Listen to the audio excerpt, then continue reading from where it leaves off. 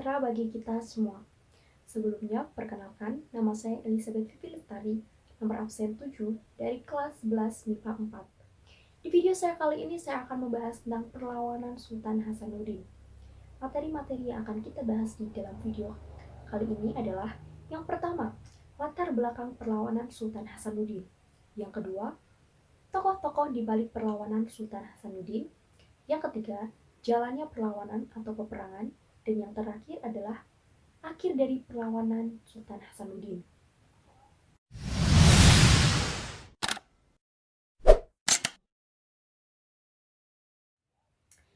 Nah, teman-teman, sebelum kita mulai materi kita hari ini, apakah teman-teman semuanya sudah tahu siapakah itu Sultan Hasanuddin? Jika ada yang belum tahu siapakah itu Sultan Hasanuddin, saya akan menjelaskannya secara singkat. Sultan Hasanuddin adalah Raja Goa ke-16 dan pahlawan nasional Indonesia yang terlahir dengan nama Muhammad Bakir I Malombasi Daeng Matawang Kataeng Buntu Mangape.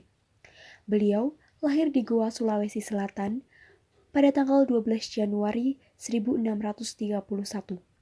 Beliau dijuluki oleh Belanda sebagai ayam jantan dari timur.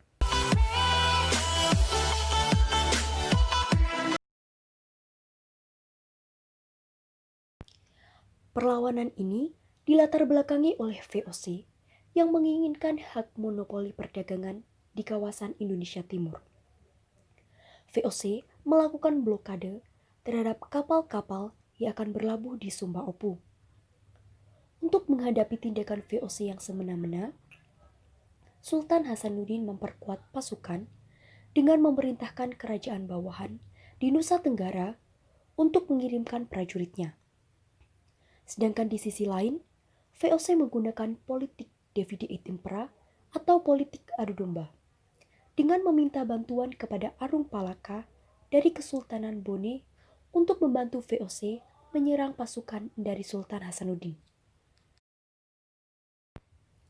Tokoh-tokoh di balik perlawanan Sultan Hasanuddin antara lain, yang pertama, Sultan Hasanuddin, yang kedua, Syekh Said Jalaluddin, yang ketiga, tentunya ada rakyat dari kerajaan Goa Talu. Jalannya peperangan. Pada bulan Desember tahun 1666, armada VOC di bawah pimpinan J.J. Spilman membawa sekitar 600 prajurit dan 21 armada kapal perang yang dilengkapi meriam. Ditambah lagi pasukan dari Bone di bawah pimpinan Arung Palaka. VOC dengan sekutu-sekutunya tiba dan menyerang Makassar dari laut, dan pada akhirnya VOC keluar sebagai pemenang.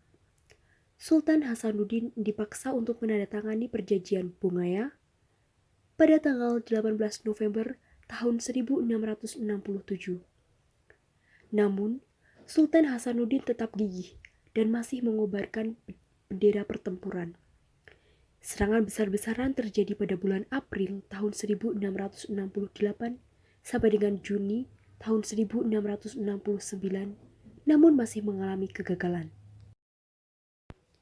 Isi dari perjanjian Bungaya antara lain, yang pertama, VOC diperbolehkan memonopoli perdagangan di kawasan Indonesia Timur. Yang kedua, semua orang asing diusir dari Goa Talu kecuali VOC.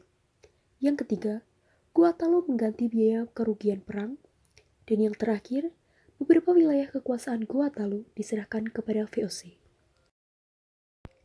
Akhir dari perlawanan Sultan Hasanuddin. Sultan Hasanuddin pada awal tahun 1668 membatalkan perjanjian Bungaya yang sangat merugikan rakyat Goa Talu. Dan pada tahun 1669, Arung Palaka beserta pasukannya menyerang benteng Sumba Opu. Arung Palaka dapat menaklukkan benteng Sumba Opu dan akhirnya Sultan Hasanuddin beserta pasukannya melarikan diri hingga meninggal pada tahun 1670. Hal-hal yang perlu dilakukan untuk mengenang dan menghargai jasa para pahlawan antara lain, mencontoh sikap para pahlawan yang tangguh, rela berkorban, pantang menyerah, mempunyai sikap nasionalisme. Dan yang paling penting adalah jas merah, jangan sekali-kali melupakan sejarah. Demikian Demikian pembahasan materi dari saya. Semoga dapat membantu teman-teman semua. Terima kasih, salam sejahtera bagi kita semua.